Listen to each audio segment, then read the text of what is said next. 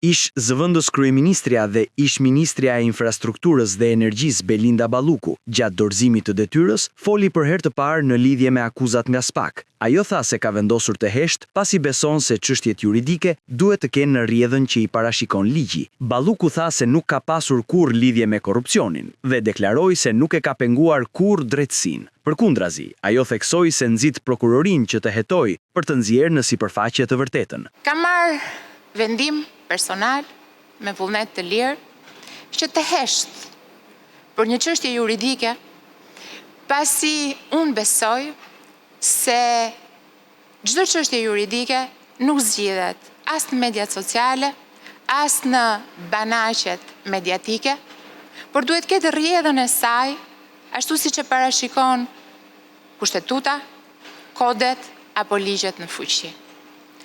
Kam vendosur ndryshe nga shumë të tjerë të mos analizoj, të mos shaj anatemoj dhe të jem konsistente, në qëndrimin tim për sa i përket drejtësisë. Nuk do më dëgjoni kurrë që të përmend prokuror e gjyqtar, pasi unë besoj që ata duhet bëjnë detyrën e tyre ashtu siç e kam bërë dhe unë.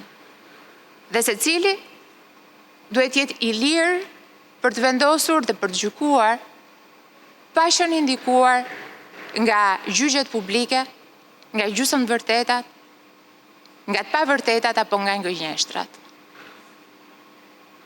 Unë nuk kam dhe s'kam pasur kurrë lidhje me korrupsionin. Ish zëvendës kryeministrja u përlot gjatë fjalës së mbajtur, teksa tha se me gjyqjet publike është përballur që e vogël. Mëtej, Balluku shpreh se do të vijojë vetëm rrugën për të nxjerrë në dritë të vërtetën. Unë nuk kam as 300, as 30 dhe as 3 apartamente. Nuk kam as 1, as 2 jate. Nuk kam as limuzina, as helikopter dhe as avion.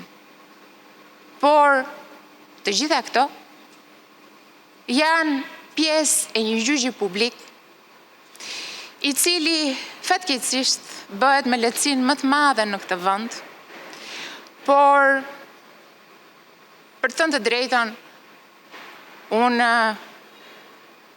jam rritur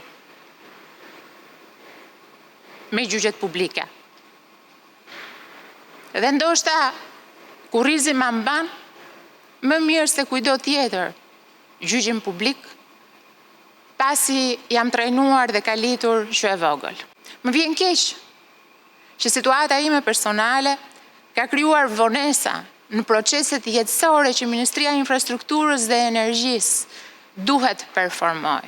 Ju do ta kapërceni të gjithë këtë situatë, duke më lënë mua që të vazhdoj rrugtimin tim, atjetër politik, por edhe personal, për të ndjerë një të drejtë dhe një të vërtet në dritë. Sa i përket ministrit të ri, Balluku tha se Enea Karakaçi është rritur në këtë ministri dhe sipas saj është provë gjallë e zhvillimit të aseteve të administratës publike.